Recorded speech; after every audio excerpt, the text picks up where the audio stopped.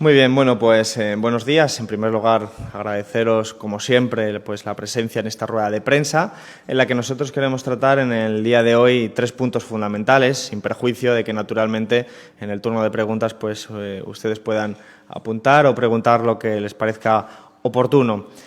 Hoy es el Día Internacional de la Lucha contra la Pobreza y queríamos comenzar con este aspecto que a nosotros nos parece expresión de muchas de las cosas que están sucediendo en nuestro país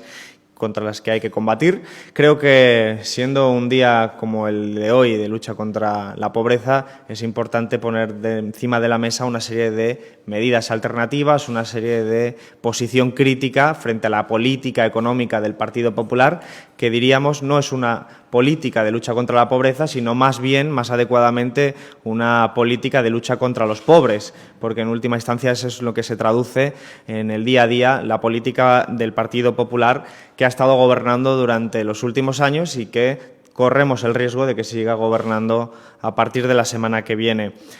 El último informe de la Agencia Tributaria nos da un reflejo de lo que está siendo nuestra vida cotidiana en nuestro país verdaderamente dramático.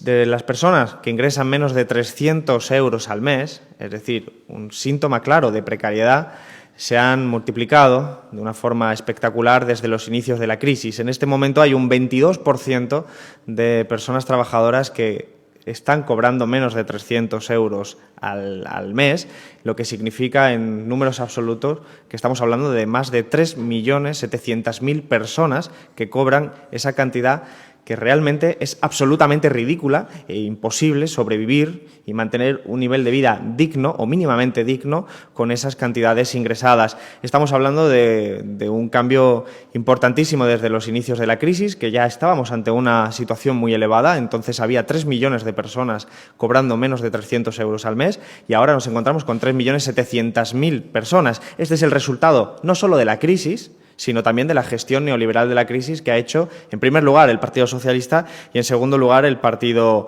Popular, poniendo de reflejo que esta crisis y esta gestión neoliberal de la crisis se ha cebado muy particularmente con la clase trabajadora y, singularmente, con los estratos más desfavorecidos, con aquellos que han tenido siempre más dificultades para acceder a puestos de trabajo bien remunerados y que ahora se encuentran pues verdaderamente en situaciones de urgencia social. Pero es importante remarcar algo básico, las causas de esta situación de pobreza tan elevada, tan dramática. Desde luego no es algo caído del cielo, son causas que tienen que ver con la precariedad, que tienen que ver con los contratos a tiempo parcial, realmente ridículos. Hablamos de contratos por horas en muchos casos, hablamos de contratos temporales, hablamos de una legislación laboral aprobada en las 2 últimas reformas laborales por el Partido Socialista y Partido Popular, que no solo permite que esto esté sucediendo, sino que promueve este tipo de contratos para beneficio de las grandes empresas que, desde luego, se benefician de la explotación laboral que significa mantener en salarios verdaderamente de miserias y en condiciones laborales de miseria a una cada vez mayor parte de la sociedad. Para nosotros, por lo tanto, se trata de proponer reformas que mejoren la capacidad defensiva de la clase trabajadora y de la gente trabajadora, pues derogando las 2 reformas laborales más recientes, la del Partido Socialista del 2010 y la del Partido Popular del 2012, y creando un nuevo Estatuto de los Trabajadores que permita recuperar los derechos laborales perdidos y que, desde luego, impida desde la propia actividad productiva que estas situaciones de explotación puedan seguir siendo la norma y, desde luego, que permitan a la gente tener los ingresos suficientes para desarrollar un nivel de vida digno mínimo. Porque creemos que no solo estamos hablando de una cuestión meramente laboral, sino que hay que atender, por ejemplo, a los datos de pobreza infantil. Hablamos en nuestro país de un 30% de pobreza infantil, lo que quiere decir que muchas personas en nuestro país, bebés recién nacidos, que ya nacen en condiciones de enorme drama social, que nacen con deudas acumuladas ya por el nivel del hogar y de la familia y que, desde luego, por tanto que estamos viviendo en sociedades de clases, desde luego estas personas, estos niños y niñas recién nacidos, parten de condiciones absolutamente más desfavorables que los de la élite económica y élite política de nuestro país. Y esto es algo que se puede remediar, esto no es algo que, como decía al principio, haya venido del cielo, sino que tiene causas políticas y tiene también, si se quiere, soluciones políticas. Creemos que hay que apuntar también una cuestión más. La pobreza no es un elemento individual, no es un elemento azaroso, tiene causas estructurales, tiene causas que tienen que ver con el funcionamiento de nuestra propia economía, con la dinámica del capitalismo español, que tiene que ver con cómo se ha comportado el régimen político y económico en las últimas décadas y que desde luego no se puede tratar simplemente como el evento de un día, el evento del Día Internacional contra la Pobreza, sino que es algo que está vigente en el día a día de mucha gente, cada vez más como se reflejan los datos, y que desde luego necesita un tratamiento estructural, un tratamiento que ponga desde luego solución a este drama desde la vida cotidiana de la gente. Hemos de saludar siempre a iniciativas como la Red de Solidaridad Popular, que es una iniciativa que tiene como objetivo no solo atender las necesidades sociales más básicas con la atención de la alimentación, sino que desde luego tiene como objetivo favorecer que la gente que está sufriendo la crisis de una forma más severa y más grave tenga la oportunidad de autoorganizarse para luchar contra las causas de su misma pobreza. En definitiva, no se trata de articular desde el Estado comedores sociales, no se trata desde el Estado de hacer asistencialismo, sino de erradicar las causas que generan la pobreza, de erradicar las causas que nos llevan a contratos de horas, de erradicar las causas que nos llevan a contratos parciales, de erradicar las causas que nos llevan a que 3.700.000 personas en nuestro país cobren menos de 300 euros al mes. Por eso, para Izquierda Unida, uno de los ejes que vamos a mantener en nuestra política y que ya estamos manteniendo, de hecho, es el eje de la lucha contra la precariedad. Dentro de la lógica que hemos aprobado en Izquierda Unida de mantener una política desde la calle, una política desde la acción social, una política de la movilización, desde luego la lucha contra la precariedad es y será un eje fundamental de nuestra actividad política. Y en las próximas semanas pues tendremos oportunidad de poner aquí encima de la mesa campañas específicas que permitan llevar a cabo desde luego este propósito. Esta movilización social nosotros creemos que no se ha apagado en absoluto, todo lo contrario, las causas que pueden explicar la movilización social se han multiplicado. Hemos visto este fin de semana unas manifestaciones enormemente numerosas, las manifestaciones contra el TTIP, que ponen de relieve que es mucha la gente que queremos salir a la calle a reivindicar nuestros derechos, a reivindicar una forma diferente de entender la economía y la política, y este fin de semana fue, desde luego, unas marchas contra el TTIP, que son de carácter global, que engloban, digamos, diferentes ámbitos de la vida política, pero también habrá campañas específicas que nosotros intentaremos promover en el marco de la precariedad. El segundo de los elementos que queríamos traer aquí en la rueda de prensa tiene que ver, naturalmente, con la actualidad política de la coyuntura, el caso Gürtel, con más concreción. Estamos hablando de un caso que nos está poniendo encima de la mesa blanco sobre negro, negro sobre blanco, muchas de las cosas que nosotros ya sospechábamos y sobre las que existían indicios. Ahora estamos viendo cómo cada vez hay más y más información que corrobora que el Partido Popular es lo que muchas veces hemos dicho que es, una trama de corrupción que se presenta a las elecciones. Lo que estamos viendo en este caso recién iniciado del caso Gürtel es que es imposible seguir admitiendo y seguir aceptando que estamos hablando de un caso individual o de un caso circunscrito a unas pocas personas del Partido Popular y que desde luego hay que aceptar ya la realidad. La realidad es que el Partido Popular es una red, es una trama, es una estructura y una banda organizada para el crimen. Eso es lo que nosotros estamos viendo con mucha claridad en este juicio, con mucha claridad en las comparecencias de los acusados. Seguiremos viéndolo seguro en estos próximos días y en estas próximas semanas y meses que dure previsiblemente el juicio, pero nos está poniendo encima de la mesa un problema de enorme magnitud, y es que el partido político más corrupto de la Unión Europea es el partido político que gobierna en este momento en funciones nuestro país. Y eso es para nosotros enormemente preocupante, porque lo estamos viendo en un momento en el que se está decidiendo o se está debatiendo quién va a gobernar nuestro país para los próximos años. Y parece que desde luego tenemos que dejar muy claro que los votos de Izquierda Unida y de Unidos Podemos en ningún caso van a servir para mantener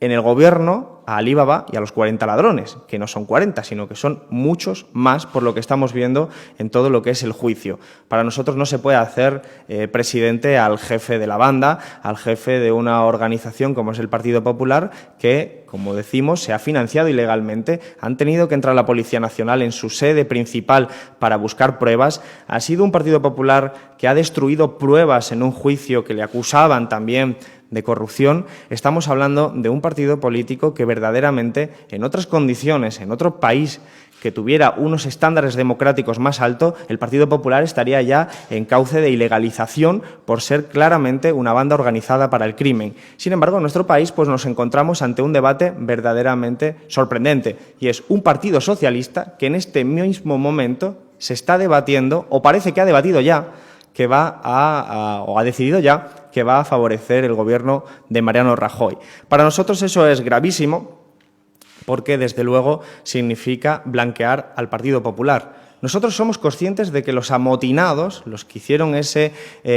golpe oligárquico en el Partido Socialista, tenían un único objetivo, y era evitar el gobierno alternativo a Mariano Rajoy y, por lo tanto, consolidar a Mariano Rajoy en el gobierno. Era evidente que eso se deducía de las palabras de Felipe González, de Susana Díaz y de una serie de dirigentes del Partido Socialista que promovieron un golpe en el seno de su partido con objeto de impedir que la izquierda tuviera influencia en el futuro gobierno de este país y, por lo tanto, consolidar por ese camino que Mariano Rajoy fuera presidente del gobierno. Pero eso, en estas circunstancias, en este contexto, significa nada más y nada menos no solo de mantener a la derecha en el gobierno, sino blanquear la corrupción del Partido Popular. De modo que si la semana que viene Mariano Rajoy es presidente de este país, será porque el Partido Socialista ha decidido blanquear o intentar blanquear al Partido Popular y, por lo tanto, es corresponsable de la corrupción del Partido Popular, porque es un silencio cómplice el que estaría manteniendo con el voto de abstención al señor Mariano Rajoy. Creemos que si eso se produce, esa abstención, se estaría poniendo en marcha una gran coalición, una modalidad de gran coalición muy particular, y es que proseguirían las políticas de recortes, proseguirían las políticas de recortes contra los servicios públicos y contra los derechos civiles y laborales que hemos visto en los últimos años, en clara complicidad entre Partido Socialista y Partido Popular, que en la defensa del régimen del 78 habrían encontrado, desde luego, un lugar común. El lugar común que nos plantea también el juicio de la Gürtel. Los acusados de la Gürtel han hablado y han puesto incluso número a las posibles comisiones que se estaban realizando entre las grandes empresas y la administración pública. En Izquierda Unida siempre hemos explicado, pedagógicamente, que la corrupción siempre tiene dos partes, una parte pública y una parte privada. En este caso, se ponen hasta nombres a las posibles empresas que han participado. Estamos hablando claramente de una conveniencia de intereses entre lo que son las grandes empresas en nuestro país, vinculadas especialmente al modelo especulativo de la corrupción, y lo que son las élites políticas del Partido Popular y del Partido Socialista, que han sido recompensadas a través de sobres en dinero negro y de puertas giratorias de los exministros de los diferentes gobiernos. Esa es, en última instancia, el matrimonio oligárquico que gobierna nuestro país. Y ese es el régimen del 78. Eso es a lo que nos referimos cuando decimos que nuestro país necesita acabar con ese régimen del 78 y construir una alternativa que impida que gobiernos que nos saquean puedan seguir siendo los gobiernos de nuestro país. Desde luego, esta situación de la corrupción tiene una vinculación estrecha, nítida, con la pobreza de la que hablábamos anteriormente. Es evidente que no se trata solo de una anotación contable, se trata de que mientras una mayoría de la población se va empobreciendo, y así lo reflejan los datos estadísticos, nos encontramos con una minoría de la población que ha saqueado este país y lo ha hecho con prácticamente total impunidad. Y cuando nos encontramos ante los juicios que pueden dejar claro qué ha sucedido, el Partido Popular, que es el partido que se presenta a gobernar, ha intentado anular el propio juicio. No es un detalle menor. Estamos hablando realmente de algo gravísimo en el marco de un país democrático y, por lo tanto, nosotros vamos a insistir radicalmente en nuestro voto rotundamente contrario a que el señor Mariano Rajoy, jefe de la Gürtel, pueda ser el presidente del Gobierno a partir de la semana que viene. Y finalmente, el tercer punto que queríamos tratar en el día de hoy tiene que ver con la ley que se debate en el día de mañana, una de las dos leyes que se va a debatir en el pleno que corresponde a esta semana, y es la Ley de Estabilidad Presupuestaria y Sostenibilidad Financiera.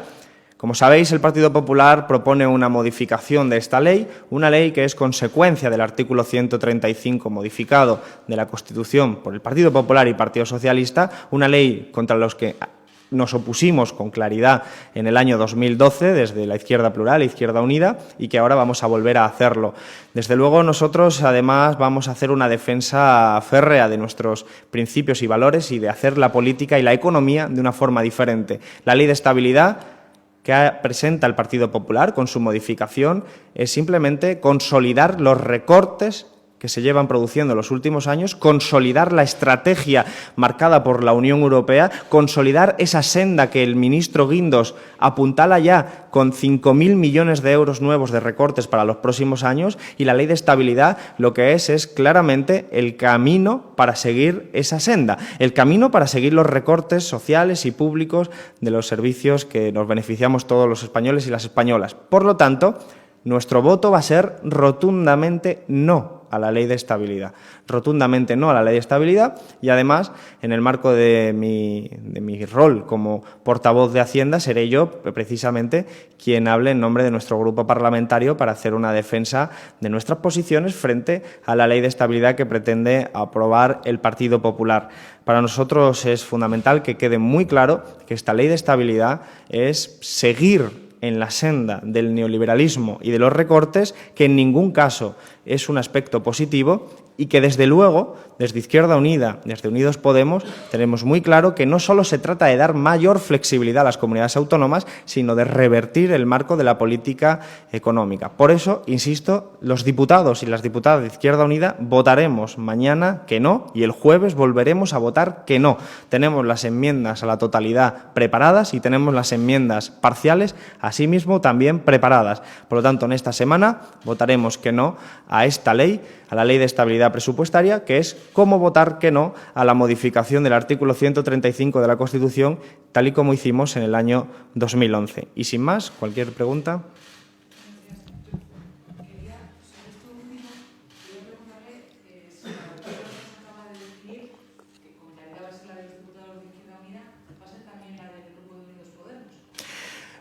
Lo que nosotros sabemos en el Grupo de Unidos Podemos es que, de momento, la única constancia que tenemos es el sentido del voto de los diputados y las diputadas de Izquierda Unida, y que Podemos está decidiéndolo en este momento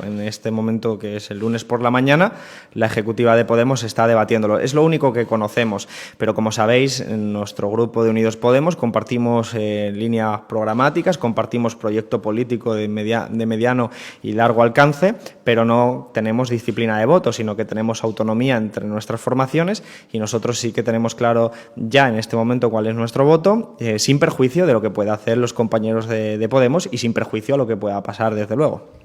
Entiendo que mañana también a la toma en consideración, a la primera votación de toma en consideración, también votarán igualmente no. Bueno, nosotros, al ser una votación, digamos, de carácter procedimental, a nosotros eso nos importa un poco menos. Es decir, nosotros no tenemos ningún inconveniente en debatir, y podría ser en ese caso una abstención para que pueda proceder el debate, pero después, en la que es la votación sustantiva, la votación del contenido programático, es donde nosotros vamos a dejar muy claro el no. Pero toda aquella votación que sea procedimental para facilitar los debates, desde luego nosotros no tenemos ahí una importancia estricta. Volviendo al tema de la abstención del Partido Socialista, yo creo que una representaría si la gestora decidiera romper esa disciplina de voto y que se consiguieran así sacar adelante las 11 abstenciones. Bueno, a mí me da la sensación de que el Partido Socialista está intentando hacer un ejercicio de funambulismo, está intentando hacer un ejercicio para hacer lo que quiere hacer sin que se note lo que quiere hacer. Y yo creo que eso, en los tiempos actuales, en los que hemos visto en directo lo que fue el Comité Federal del Partido Socialista, lo hemos visto en redes sociales, lo hemos visto en televisión, son tiempos en los que es muy difícil ocultar las verdaderas intenciones de una organización política, y ese es el caso notable de esta situación con el Partido Socialista. Por lo tanto, independientemente del ejercicio casi de malabarismo que quiera intentar el Partido Socialista, lo que está clara es una cosa: si Mariano Rajoy el viernes de la semana que viene es presidente de este gobierno, es gracias al Partido Socialista.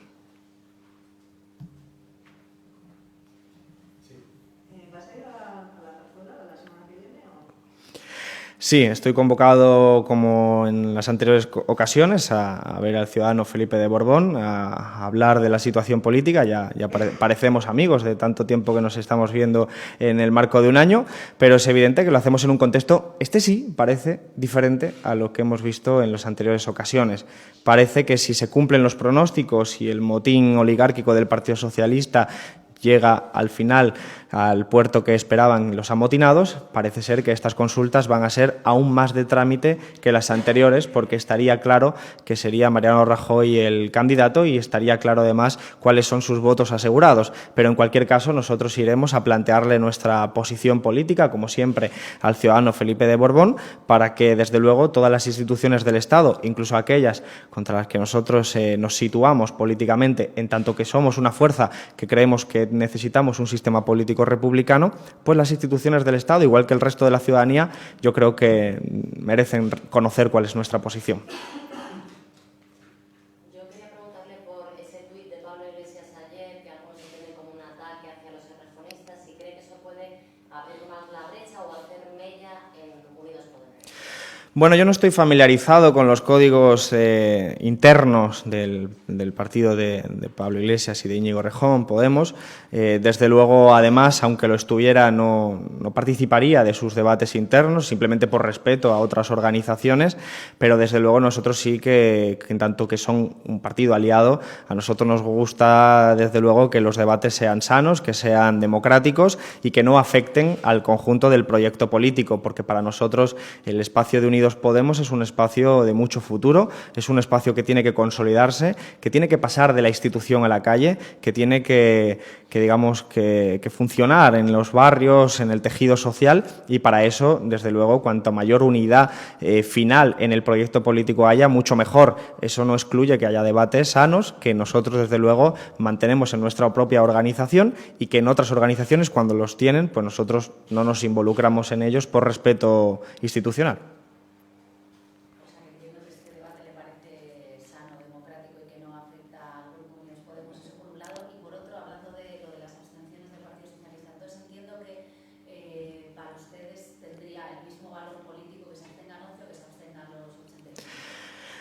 Sí, sobre la primera cuestión, es que realmente yo cuando pensamos en términos de debates, no lo planteamos en Twitter. Quiero decir, nosotros los debates políticos tienen que ser debates serios, rigurosos, que todas las organizaciones tienen en sus órganos. Cuando hay expresiones en Twitter, quizás sean reflejos de debates que están teniendo, pero que nosotros no conocemos y, por lo tanto, somos incapaces de explicar cuáles son las causas de determinadas expresiones dentro de Podemos, y por eso, al mismo tiempo, eso lo que nos confirma es que nuestra posición de no meternos es una buena posición, de no involucrarnos en los debates internos ni de Podemos, ni del Partido Socialista, ni de ninguna otra fuerza. Evidentemente, si hubiera algún hecho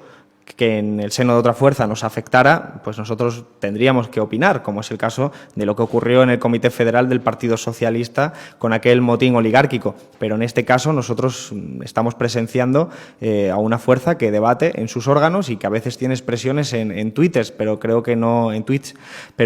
nosotros no tenemos por qué entrar ahí. Simplemente hay que respetar esos debates y esperar que efectivamente sean sanos y no afecten a Unidos Podemos, que es nuestro deseo y porque nuestra apuesta política y estratégica de Izquierda Unida. Y sobre la segunda cuestión, evidentemente para nosotros, como le explicaba el compañero, el hecho de que el señor Mariano Rajoy llegue a ser presidente es lo importante. Si él llega a ser presidente es porque el Partido Socialista le ha apoyado. Eso es lo que nosotros vemos como una mala noticia, una malísima noticia para nuestro país, pero eso va a ser independiente del mecanismo o del método que el Partido Socialista elija. Si el Partido Socialista se abstiene en su totalidad, es exactamente lo mismo que si se abstienen 11 o que si hay 11 personas que se han ido al baño en ese momento. En cualquiera de los casos, el resultado es el Partido Socialista es cómplice y es, desde luego, sostén de que el Partido Popular siga gobernando nuestro país.